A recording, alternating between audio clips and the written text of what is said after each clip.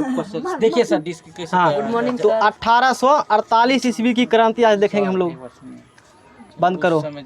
आज कितना क्रांति देखेंगे? 1848 ईस्वी की क्रांति हो जाएगा, सब जाएगा, सब जाएगा, है ना। अब देखो इसमें, है ना, ठीक है। 1848 ईस्वी क्रांति सुनो।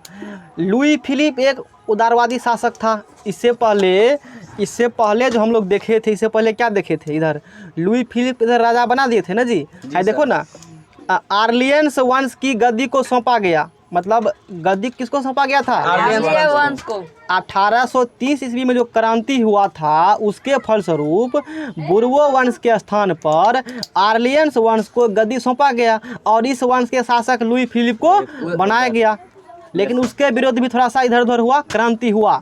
तो लुई फिलिप एक उदारवादी शासक था, थोड़ा सा मतलब राष्ट्रवादी थोड़ा सा था, उतना ईमानदार तो नहीं है ना, मतलब था राष्ट्रवादी शासक, अच्छी बात है। परंतु बहुत अधिक महत्वाकांक्षी था। राष्ट्रवादी तो था ही, उदारवादी तो था ही, लेकिन क्या था जी? महत्वाकांक्षी था। अपने बारे में सोचता था, दूसरे के बारे में नहीं सोचता था। बात समझ में आ गया ना?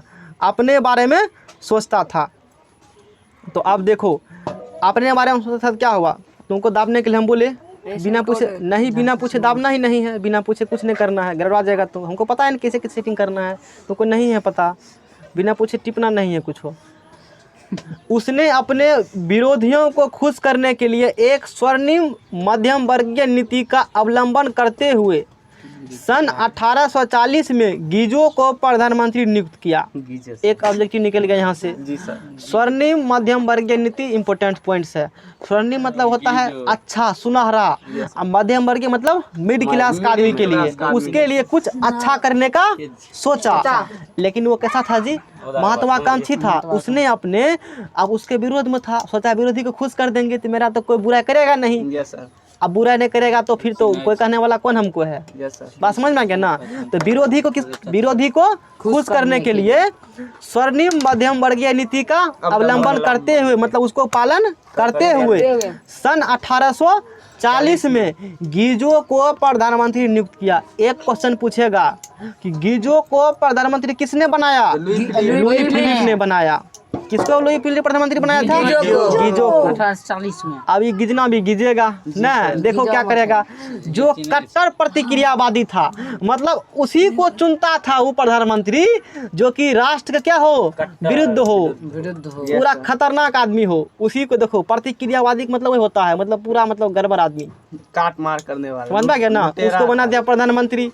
आजकल भी होता है, जो नेता चोर डका था ना, उसको बना देगा एमएलए एमपी, ये होता है आजकल, जान लो। तब चोरवा गई। तुम्हारी नजर में बहुत कुछ होगा नेता, ऐसा सुन सकते हो। बहुत है सर। किसी का नाम मत लो, नाम मत लो किसी का, सोच लीजिए मन में, है ना। ऐसे एग्जाम्पल दो हम लोग।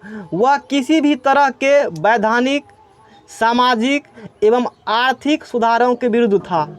मतलब कोई भी बढ़िया काम वो करने नहीं चाहता था। सब काम क्या करेगा वो? खराबे करेगा।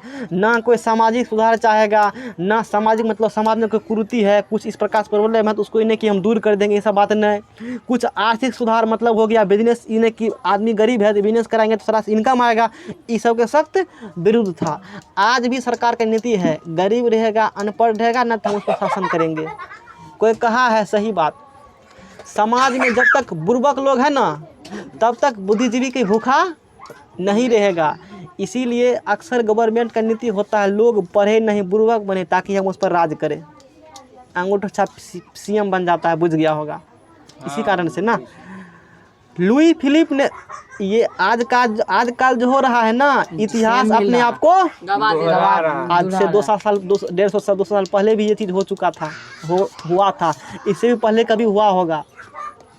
बात समझ में आ गया ना? इतिहास अपने आप को दोहराती, इसलिए हम लोग इतिहास पढ़ते हैं कि कल क्या होने वाला है, कुछ इतिहास से मिलेगा सीखने के लिए। पता चल रहा है ना, अभी मिल रहा है ना। अभी के वर्तमान में देखो इस कंडीशन, अभी ऐसा हकीकत घूम रहा है ना।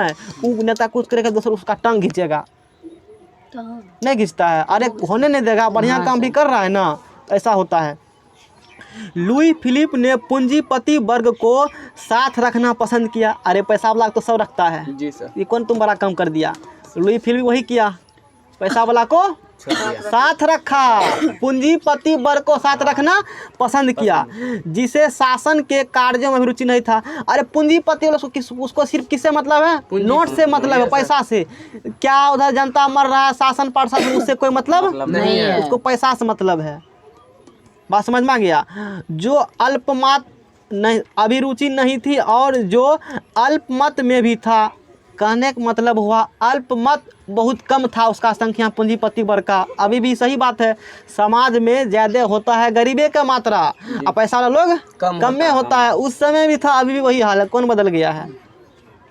तो पैसा वाला का तुमको मत, तुमसे हम गरीब लोग से मतलब नहीं है, तुम क्या कर रहे हो नहीं कर रहे हो, उसको किससे मतलब है? रुपया से मतलब है न। उसके तरह की उसके पास किसी भी तरह का सुधारात्मक कार्यक्रम नहीं था। मतलब किसके पास? गरीब उरीब आदमी लुई फिलिप या ये सब कोई सुधारात्मक कार्यक्रम इसके पास नहीं था, और न ही उससे विदेश नीति में किसी तरह की सफलता हासिल हो रही थी। मतलब उसको कोई मतलब नहीं है, दुनिया अपना जाने हम अपना जाने। विदेश नीति का मतलब होता है संबंध। अभी जैसे भारत का संबंध होगा अदर देश से होगा, मान लो अमेरिका का संबंध होगा बढ़िया, तो इसे कहा जाता है विदेश नीति। ताकि कोई सामान खरीदेंगे हम, जल्दी दे देगा, कम दाम में दे देगा, टाइम पर पहुंचाएगा, इसी कहा जाता है विदेश नीति। अभी भारत का विदेश नीति खराब है, किसके साथ? पाकिस्तान के साथ खराब है ना जी। बांग्लादेश के साथ थोड़ा सा खराब है, नेपाल के साथ अभी स्थिति खराब चल रहा है भारत का। चाइना के साथ तो है ही, ऊपर जी हजूर तौर से चाकू भोंकता है ना। 1962 क्रांति पढ़ाएंगे, चाइना का वहाँ का जो मेन मालिक कह रहा था, हिंद चीन में आंदोलन लिखा है ना, हिंदू मतलब वहाँ मैंने ऐसे कह रहा, हाँ हिंदू, सुनो ना, कह रहा था हिंदुस्तान और चीनी भाई भाई, यही कहा ना। यहाँ का जो नेता उस समय में था शायद, हाँ जवाहरलाल नेहरू थे। तो जब भाई भाई कह रहा है, उस समय देश आज़ाद ही हुआ था, तो लोग का सोचा चीनी कुछ क्या करेगा, यही कह करके अटैक कर दिया भारत पर। यहाँ का जम्मू कश्मीर का जो एक पार्ट है जिसे कहते हो चाइना ऑक्यूपाइड कश्मीर है ना, उसको हड़प लिया। इसीलिए दूसरे पर भरोसा नहीं करना चाहिए। इंडिया करा भरोसा, अभी तक परिणाम भुगत रहा है, नहीं भुगत रहा है। सब चले गए। अभी तक जम्मू कश्मीर का मुद्दा सुना होगा ना। जम्मू कश्मीर में अभी भी जितना तुम जम्मू कश्मीर सुनते हो ना, इंडिया के पास आधा जम्मू कश्मीर ही है, और बहुत सारा पार्ट कुछ चाइना हड़प लिया है, वो भी अटैक करके इंडिया को उसी समय किया था अटैक, जिस समय भारत के पास उतना पावर, मतलब अनचौका से एक तरह से कह सकते हो किया था, पावर था, अनचौका से किया था। बहुत बड़ा मुद्दा ये है, डिबेट चलता है इस बार लंबा चौड़ा। इतना तुमको समझना है, अभी हमारा ज़मीन कौन कब्जा किया हुआ है? चाइना और पाकिस्तान। लेना थोड़ा सा मुश्किल है नहीं है।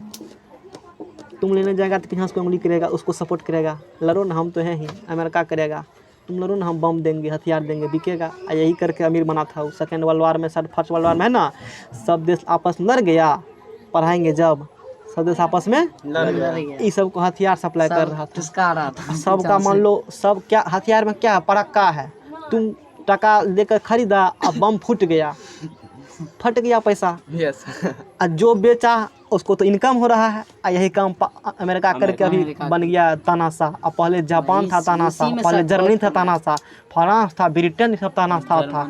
युद्ध में जो है ना बिक गया, बर्बाद हो गया, ये सब खराब स्थिति हो गया। तब ना कहा जाता था, क्या कहा जाता था पता है? ब्रिटिश का कभी सूर्यास्त नहीं होता है। मतलब क्या? उसका बहुत सारे देश पर शासन था। इस भारत पर था शासन, यहाँ अस्त होगा तो दूसरे देश शासन है, वहाँ सूर्योदय होगा, तो उसका झंडा तो वहाँ गिरेगा ना। इसीलिए कहा जाता था उसका सूर्य कभी अस्त नहीं होता था। अभी उसका हालत ख़राब है, अभी भारत से गरीब है। समझ में आ गया ना। अभी भारत 5वां स्थान अर्थव्यवस्था में है पूरा वर्ल्ड में, उससे पीछा है ब्रिटेन, जान लो ये बात। 5वां स्थान पे है, उसको छोड़ो ना, डकैतवा कौन पूछता है। उसने अपने, अब देखो लुई फिलिप के शासन काल में देश में भूखमरी, बेरोजगारी, अरे बिजनेस पर ध्यान नहीं दिया, अर्थव्यवस्था सुधार नहीं किया, तो भूखमरी बेरोजगारी होबे न करेगा जी। जो अभी कोरोना वायरस के समय में है, अभी क्या है जी, भूखमरी है, आदमी को काम नहीं मिल रहा है, काम नहीं मिलेगा तो भूखमरी होगा। अभी वही स्थिति चल रहा है ना, अभी बहुत खराब स्थिति है। व्याप्त होने लगी, बहुत जगह हालत ख़राब था, जिसकी वजह से गीजों की आलोचना होने लगी। अभी तुम्हारा हालत ख़राब होता है तो मोदी गाली देगा ना, मोदी फलना कर दिया, तो जो नेता होगा उसी गाली देगा ना जी। तो गीजों का आलोचना होने लगा। क्यों? राजा तो वही था ना जी, तुम्हारे शासन में हो रहा है तो तुम जानो, गाली सब जनता उसको पढ़ रहा था। बात समझ में आ गया।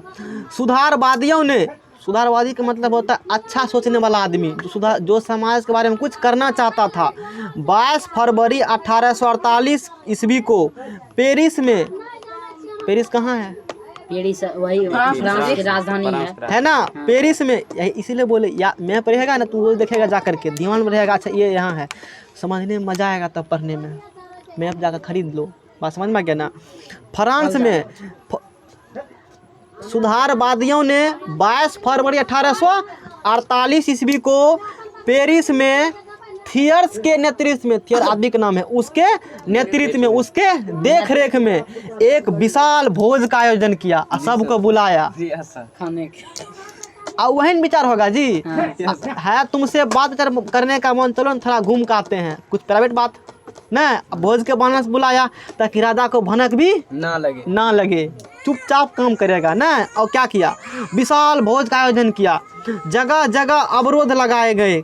कहने का मतलब क्या है? रॉकर नहीं कहते हो, कोई उधर से सेना भी आएगा, मान लो रोड को जाम कर दिया, तुम खाली पैदल जाएगा, बांस गाड़ दिया, कुछ इस प्रकार का ऑब्स्टेकल दे दिया, अवरोध दे दिया, ताकि राजा का मान लो सेना देखने में घोड़ा से चलता था, पहले स्वराज से चलता था, पहले तो समय में तो यही था ना, तो कैसे आएगा? बंद है, घुर चला जाएगा। आज भी होता है, रोड बनता है तो गाड़ देता है बांस। उस समय भी कुछ गुप्त बात करना है, किसी के विरोध में करना है, विशाल भोज का आयोजन किया, समझ में आ गया ना। तो क्या किया? अवरोध उत्पन्न रास्ते में कर दिया, जगह जगह अवरोध लगाए गए और लुई फिलिप को गद्दी छोड़ने पर मजबूर किया गया ना। अभी क्या होता है, नहीं देगा रोड जाम कर देंगे, क्या कर रहे हो? अवरोध पैदा कर रहे हो ना। नहीं होता है, रोड जाम, टायर जला दिया, रोड जाम कर दिया, उसमें वही होता था, आज भी वही हो रहा है। इतिहास अपने आप को दोहराती है, देखो उस समय होता था, अब भी होता है। 24 फरवरी को लुई फिलिप ने गद्दी का त्याग किया। अब क्या हुआ? हालत खराब लुई फिलिप का हो गया। गद्दी को कब त्याग किया? 24 फरवरी लुई फिलिप गद्दी को त्याग कर दिया और इंग्लैंड चला गया, भगोड़ा का देश। सब इंग्लैंड भाग गया। इससे पहले भी एगो इंग्लैंड भागा था, नहीं भागा था? क्या करोगे? तत्पश्चात नेशनल असेंबली ने गणतंत्र की घोषणा करते हुए, गणतंत्र मतलब लोकतंत्र, नेशनल असेंबली का मतलब होता है जो सुधारवादी नेता था, अच्छा व्यक्ति था, समाज पर सोचता था, उस सब का एक रूम होगा ना, मीटिंग, इसी को जैसे अपना भी है असेंबली है ना, तो एक नेशनल असेंबली वहाँ पर था। वहाँ पर क्या हुआ? तत्पश्चात उसके बाद जब कब इंग्लैंड भाग गया लुई फिलिप, तब नेशनल असेंबली ने गणतंत्र की घोषणा करते हुए, अरे अब चला गया, अब गणतंत्र हो गए हम ना, 21 वर्ष से ऊपर के सभी पुरुषों को वोट देने का, मताधिकार प्रदान करने का अधिकार दिया और काम के अधिकार की गारंटी दी। बोला अब जो बनेगा ना राजा, वोट देगा तब बनेगा और तुमको हम रोजगार देने की गारंटी लेते हैं। ये बात समझ में आ गया। गणतंत्रवादियों का नेता, अच्छा व्यक्ति, गणतंत्र मतलब लोकतंत्रवादियों का नेता क्या कौन था जी? लामार्टिन। एवं देखो पूछेगा गणतंत्रवादी नेता कौन था? लामार्टिन। और सुधारवादियों का नेता लुई ब्ला था, है ना। दो पक्ष हो गया, दोनों अलग अलग पक्ष। एक है गणतंत्रवादी के नेता लामार्टिन, एक सुधारवादी के नेता लुई ब्ला। शीघ्र ही, कुछ दिन तो ठीक रहा ना, शीघ्र ही दोनों में मतभेद आरंभ हो गया और लुई नेपोलियन फ्रांस का सम्राट बना। यही तो है, जैसे दो गो लड़ेगा तीसरा को बन जाएगा, फायदा हो जाता है। लुई नेपोलियन फ्रांस का सम्राट बन गया। इस क्रांति ने न सिर्फ फ्रांस की पुरातन व्यवस्था का अंत किया। अब 1848 ईस्वी क्रांति हुआ था ना फ्रांस में, तो पुरातन व्यवस्था मतलब जो सदियों से चला आ रहा था राजा महाराजा का नियम, उसका तो नियम कानून तोड़ा ही। साथ ही साथ इटली, जर्मनी, ऑस्ट्रिया, हॉलैंड, अब पता है कहाँ तुमको है, इसीलिए पहले पढ़ा है, Switzerland, Denmark, Spain, Poland, Ireland, England भी इस क्रांति से प्रभावित हुए। अरे बगल में बम फोड़ेगा तो पड़ोसी प्रभावित होवे न करेगा। तो फ्रांस में इस प्रकार का हो रहा था तो बगल वाला का भी उसका भवक लगा, अरे ये तो कुछ हो रहा है जी सर। समझ में आ गया ना। इटली तथा जर्मनी के उदारवादियों ने बढ़ते हुए जन असंतोष का फायदा उठाया। अब जो अच्छा व्यक्ति था इटली जर्मनी में, अब मान लो कोई अच्छा व्यक्ति इस बारे में सोचता था, सोचा अभी भी फ्रांस में क्रांति हुआ है ना, अभी माहौल गर्म है, अभी सबको एक कर लेते हैं, अभी सबको एक कर लेते हैं, जल्दी होगा क्योंकि माहौल गर्म पहले से है, आग में घी डालेगा तो और आग धर लेगा। वही काम किया वहाँ का उदारवादी व्यक्ति। बात समझ में आ गया ना, वही काम किया। इस क्रांति से प्रभावित हुए इटली तथा जर्मनी के उदारवादियों ने बढ़ते हुए जन असंतोष का फायदा उठाया और राष्ट्रीय एकीकरण के द्वारा राष्ट्र राज्य की स्थापना की मांगों को आगे बढ़ाया। तो कौन कौन? इटली और जर्मनी का जो उदारवादी का नेता था, उसने जो समाज में असंतोष उठा था ना राजा के प्रति, उसको थोड़ा सा और ऊपर उठाया। ठीक है, बढ़िया कर रहे हो। और क्या किया? राष्ट्र को एक कर दिया, पूरा देश को एक कर दिया। राष्ट्र राज्य की स्थापना की मांग जो उसका था, सब दिन चला रहा था, उसको आगे बढ़ाया, जो संवैधानिक लोकतंत्र के सिद्धांत पर आधारित था। मतलब संविधान बनेगा, सबको समान अधिकार, सबको सब चीज़ मिलेगा, कोई किसी मतभेद नहीं, भेदभाव नहीं किया जाएगा, ये सब चीज़ लोकतंत्र हुआ। जनता का जनते पर शासन, अपना वोट चुन के भेजेंगे, अपना फ्री से घूमेंगे, कोई कहने वाला हमको नहीं है, टेंशन मुक्त, जैसे अभी भारत में लोकतंत्र है। और अभी कुछ हुआ ना इस प्रकार घटना, इटली को एक हुआ। तो इटली का एक कैसे हुआ, कल पढ़ेंगे इटली का एकीकरण। बात समझ में आ गया? कल पढ़ेंगे इटली का एकीकरण। आज का प्रोग्राम यहाँ का खत्म करते हैं। बात समझ में आ गया? रोज एक टॉपिक।